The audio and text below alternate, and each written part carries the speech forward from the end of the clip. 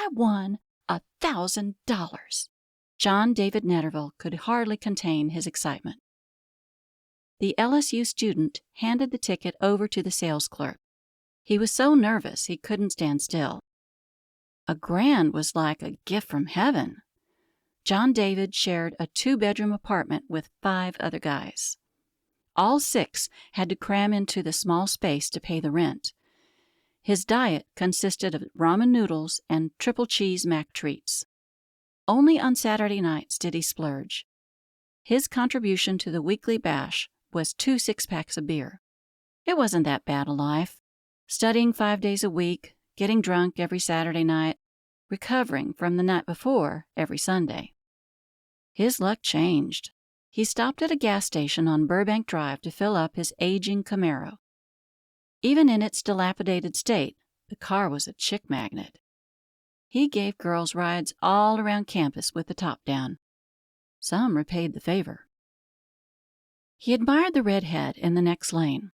She drove a red Mustang.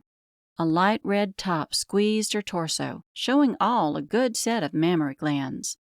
He noticed her glance his way more than once. John David wasn't the kind of guy who needed a written invitation.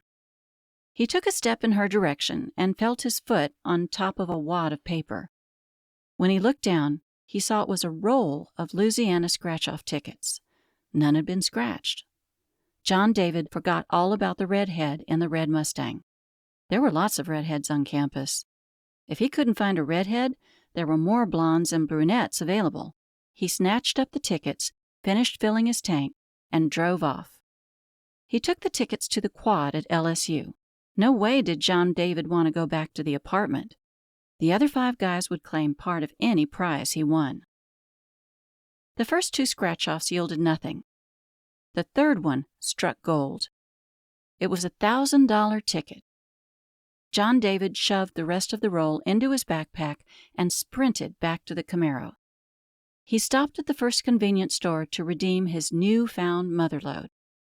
The clerk took the ticket and scanned it through the machine. John David wanted him to hurry. He wanted to feel the $1,000 in his hands. "You're a winner," the clerk said. "It'll take a few minutes for the manager to get here to open the safe. We don't keep that much money in the register." John David nodded. He fully accepted the explanation. Convenience stores were open targets for robbers. He couldn't blame them for keeping small amounts on hand. Since he had to wait, John David strolled up and down the aisles. Barbecue potato chips, Snickers candy bars, Reese's peanut butter cups, beef jerky, Bud Light. John David could now afford all of these treats. But if he showed up with too many goodies, his roommates would know. They'd push him into sharing. No. He would take it slow and easy. Maybe a candy bar every other day. Perhaps a draft beer at a local bar. He could find the redhead at one of those and get to know her better. With money, he could invite her out for pizza. Life was good. "Excuse me, sir," the man in the suit said. "Are you the one who submitted the winning ticket?" "Yes, sir," John David replied. "Are you the owner?" "I'm Detective Rowinski with the East Baton Rouge Parish Sheriff's Department. Please place your hands behind your back." "You're under arrest for felony theft."